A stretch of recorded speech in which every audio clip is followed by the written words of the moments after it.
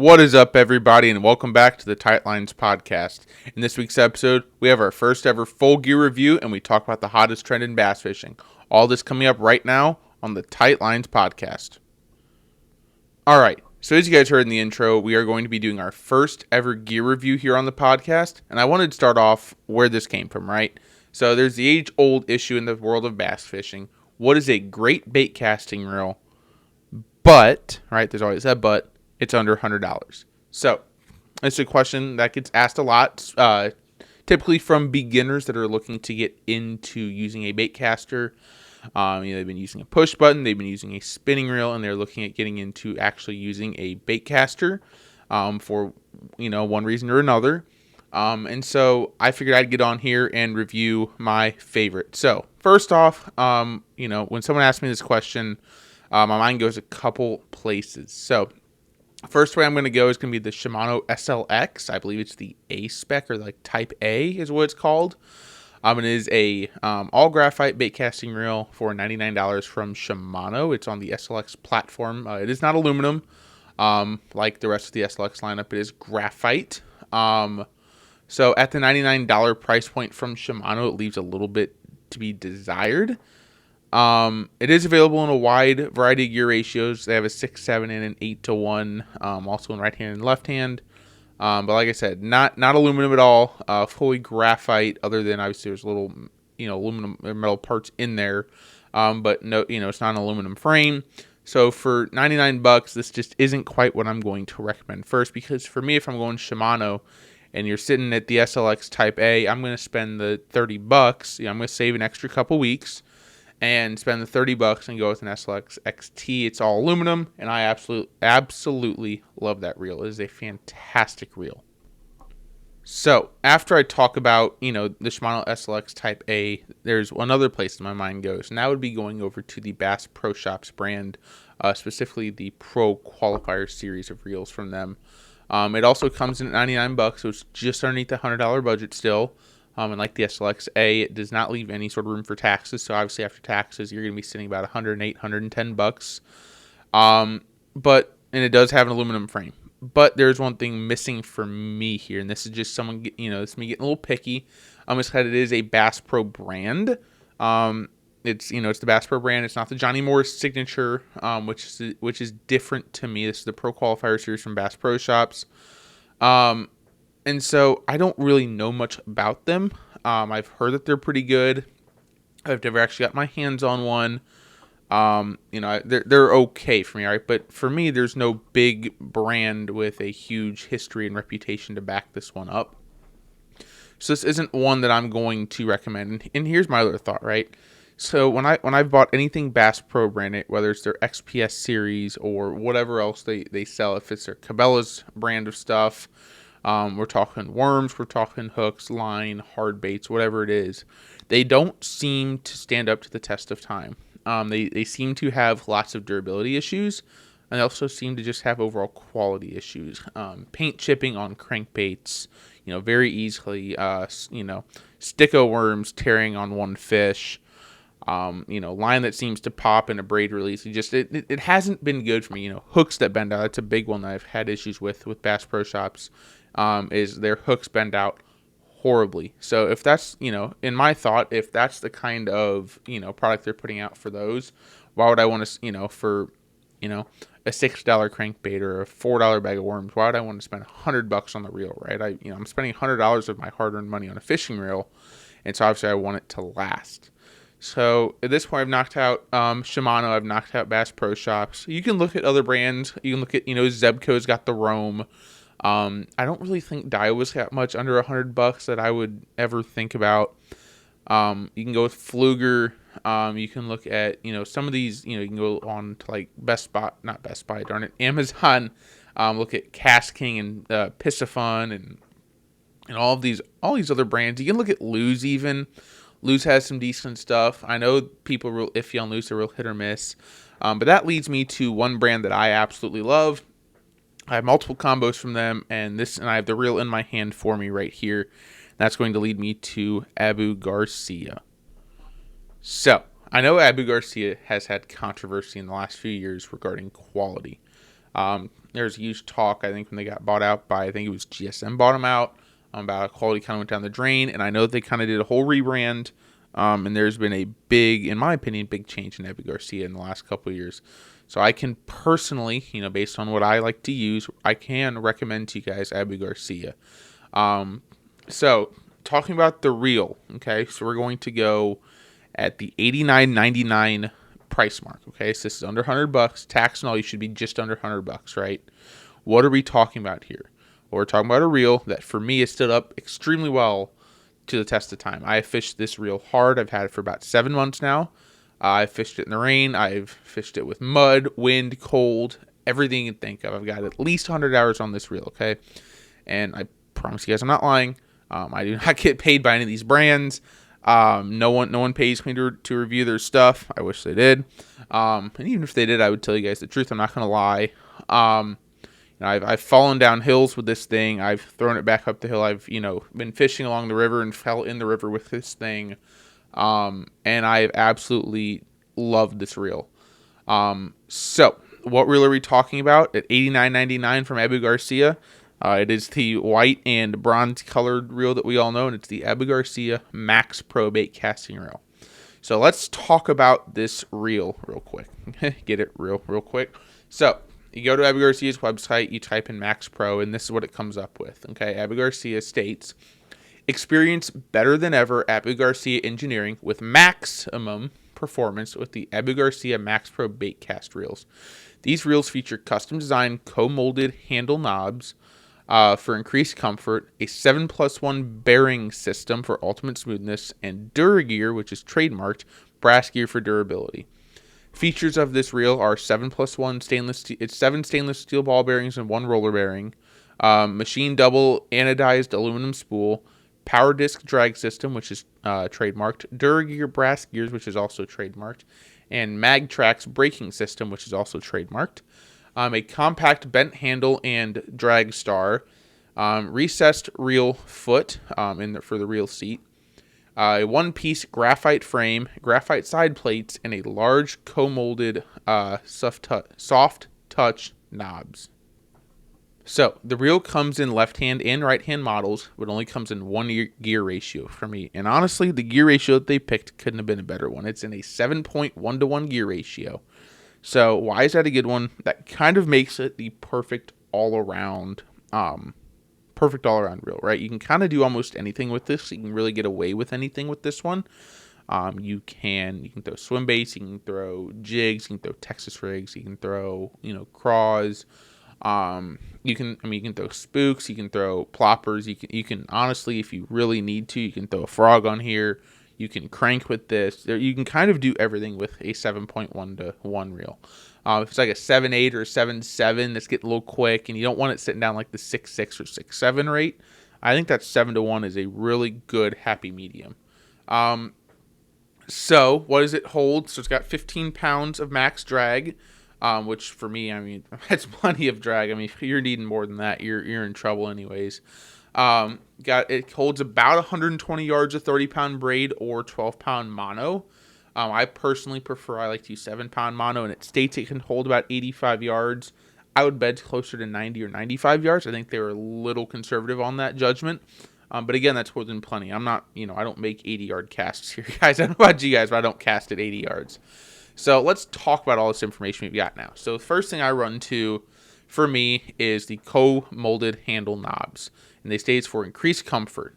And I would agree with this. So at the $90 price point, this reel handle, the handles on this reel, are significantly more comfortable than the stock reel handles that came on my Daiwa Tatula CT. I bought a Tatula CT for $150, bought it at Bass Pro Shops, and then had to spend another $35 to put actual good handles on that reel that didn't feel tiny and just obsolete. So for a $90 reel, these things are very comfortable. They have good rubber grip on them. They're extra large, feel good in the hand. They're soft, but they're grippy. So everything just feels really good. You feel like, when you grab onto this reel and you start reeling on it, it's going to actually fight the fish. The next thing I'm going to talk about is they state 7+1 ball bearings for ultimate smoothness and Duragear brass gear for durability. This one, again, I would also agree with. Obviously, we're not, going to be comparing this to a Metanium or, any sort of, even like a, Shimano Corrado, right? This is a $90 reel. This isn't a $250 reel. So it's not supposed to compare to those. But for the price tag, this reel is plenty smooth. It is plenty durable. Again, falling down hills, throwing it in the river, throwing it back up hills. It's been covered in mud. It's been snowed into. It's been rained into. It's been fished out of a kayak. It's been fished out of a boat. I've done everything with this reel in the last 7 months, and it has absolutely held up to what it's supposed to. The only big note for me that is the drawback of this reel is that it is not aluminum, and that it is a graphite frame. While it's not the end of the world to someone like me, I'm not Jacob Wheeler. I'm not Mike Iaconelli. I'm not Drew Gill. I'm not horsing fish up with $300,000 on the line, so it's not the end of the world if I lose a fish.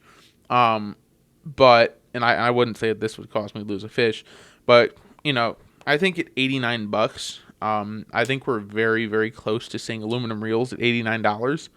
5-6 years ago, it was $200 for aluminum reel, and now you see them at the $129 price point in the SLX XT. You see it at the $100 price point with, as we were talking about, the Pro Qualifier Series from Bass Pro.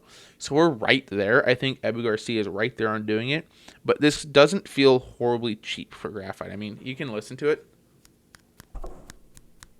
It doesn't feel cheap. It's actually a pretty good quality graphite. It doesn't really scratch or dent very much. The paint has chipped a little bit, but again, I've been using it hard for 7 months. So yeah. So now that we've talked about everything Ebu Garcia has told us, let's talk about my personal experience. So I fish, like I said, ponds, rivers, creeks, lakes, fishing trips, road trips. And this reel for me goes on a Daiwa AirDX 7-foot heavy fast casting combo. And I use this combo for swim jigs, chatterbaits, spinnerbaits, crankbaits, lipless baits, and small glide baits. And by small glide baits, I throw a Berkeley Nessie. This reel is part of one of my 2 workhorse setups. So my other workhorse setup is it's a Dobbins 734C with the Tatula CT on it. So a little bit nicer setup on the other one, but this one is still like I can take everywhere with me. It's a 7-foot, not a 7.3. It's a little more compact. And the rod that I have on it, though, is a little bit heavier, but that's not too important. So I have fought fish out of heavy weeds. I've pulled up 6 pounds of salad with fish. I pulled them out of lily pads. I've pulled them, through current, and this thing has not failed me yet. And I really hope it doesn't, because I abuse my gear. I've not had an issue with it. It has done me very well. One thing that I love about this reel is how low it sits on the reel seat. It is super duper low profile. The reel seat is super compact. Sorry, I keep smacking my mic here, guys. Hopefully you don't hear too much of that. But it's super, super compact and low profile. It looks great on a rod. And the best part about this reel, my favorite part, and this is just a little thing for me, everything on this thing clicks. So here's an example, right? So obviously, you're gonna hear everything. I've got in my hand, thumb button, click, put it back into gear, click, right? So those are typical clicks. The next one that clicks for me that I like, and obviously this is very typical, is the braking on the side. You guys can hear the clicking there. Then we go to the drag, which also clicks very nicely, and even the spool tension knob. Hopefully you guys can hear that. Listen to that. So everything on this reel clicks, and I absolutely love that because I love audible feedback, okay? When I'm out fishing, my hands are wet, it's a little muddy, and I feel like I'm turning, a tension knob, or typically it's for the tension knob, and sometimes it's with the braking. That click tells me that, yes, I did in fact turn it, and I really, really like that. It's also, it makes it feel a little bit better quality. Not that reels that don't click are bad quality, but for some reason, the clicking is just really nice to me. So we've talked specs, we've talked performance. There's one more important category for me, and that's looks and durability. So how's it going to look after fishing it? And for me, so far, everything I've done to this reel, everywhere I've taken it, everything that it's been dropped in, scraped on, everything, smacking it on my car, getting in and out of the car, running up against the drywall by accident, falling on the floor, whatever it might be. All I have is one little tiny paint chip, and it's just up on the right side on the inside. And I think that's from when I tried to put it in the kayak and it about fell out of the kayak.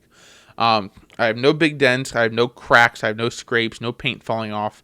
None of the components are loose. I mean, the reel handle is still tight as can be. Everything on here is nice and tight, and it looks really good still. And everything, it casts smoothly and honestly pretty far. I mean, I can chuck this thing as far as I can throw any other reel that I've got. I mean, this thing will absolutely throw really well. And obviously, you can't talk about a reel without how it looks, right? Obviously, we all buy reels because we want them to be a good-looking reel. We want it to look good on a combo, and this is a very good-looking reel. They did a nice job on the coloring. There's a good finish on it, good attention to detail, and like I said, after 7 months of really hard fishing, it would be impossible for me to not recommend this to somebody, especially beginners looking to get into use some Baitcaster, looking to spend a little bit of money but not too much on a reel. And one that's pretty easily accessible. I mean, it's hard sometimes to find these Shimano's and these Daiwas and these other brands. The Abu Garcia sells everywhere. You can go pick these up at Walmart for $89. You can hop on Amazon. They're there. They're at every Bass Pro, every Academy, every Dick. So you can always find a Max Pro. It feels like they're everywhere. So it's a good thing to have because they're everywhere. And if you like them, you should go for it. Backlash-wise, I've not had any issues with this thing wanting to backlash on itself. That's not my fault. I've had plenty backlashes that were my fault, but sometimes you get reels that just seem to backlash for no reason, where the spool gets going too quick out of nowhere, and you haven't made any adjustments. And this has not had that issue. So overall, it has been really, really good for me so far. Alrighty, so that is going to conclude our first ever gear review on the podcast. Again, that was the Abu Garcia Max Pro in the 7.1 to 1 gear ratio in the right-handed model. I hope you guys have enjoyed it. It was a ton of fun to review it, a ton of fun to put everything together and really think about what I thought of this reel. And hopefully you guys take the information I've given you and you will enjoy it. And if you're looking for a reel, hopefully you'll go check one out because I do recommend them. So now we need to move on to probably the hottest talk right now in bass fishing. And that is, especially with iCast coming up, it's a new thing it's kind of new, but also not, but it's really going to get big. It's about to explode into the bass fishing world. And so, yes, I'm going to talk about it. Everyone else is talking about it. I'm sorry, but I have to as well. We're going to talk about the fuzzy baits and also, within that, the dice bait. Everyone has a dice bait right now. Everyone's, teasing them with iCast coming up in the next week or two. And it's from Strike King to Yamamoto to Z-Man to all the JDM markets and Big Bite baits, and everyone's got dice baits right now. But here's what I cannot figure out, and this is where I want you guys to comment down below. Go to my Instagram, DM me on there. Let's talk. Why are they so darn expensive? I mean, I'm seeing Yamamoto dice baits that are $14 for one. I'm pretty sure is what I saw. I mean, I understand the concept of it. It's funky. It's different. It's a small profile, but it presents as big as well, so it's kind of finessey, kind of not. But I feel like these shouldn't be more than $3 a lure, $4 a lure. I mean, you start pushing to $5 for soft plastic. I mean, that is really, really hard for some of us to be like, oh yeah, I want to get that, right? You start looking at $5 for soft plastic. You're getting into, Gilly 130 size baits from Berkeley.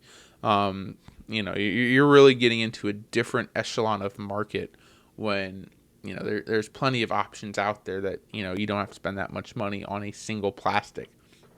And then especially when you start looking at adding the fuzzy to everything else. So you're starting to get, the fuzzy TRD from Z-Man.